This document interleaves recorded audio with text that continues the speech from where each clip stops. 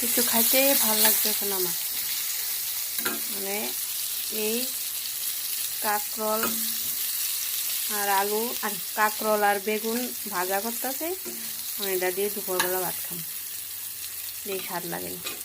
আর সাথে 2টা পেঁয়াজও ভাজছিল মক্ষণে, দেখি ভাত খেতে কেমন লাগে। তো পেঁয়াজ যদি আইছে ভাজাটা এমন করে ভাজা খাইতে তার কেমন লাগে।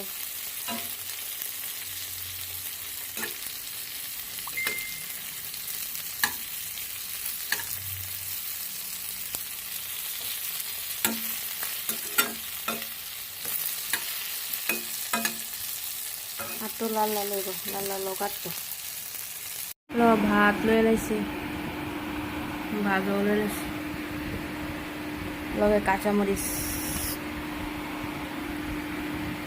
দিয়ে খায়া কেমন লাগে, ভাল লাগেনি, মুখে স্বাদ হয়নি।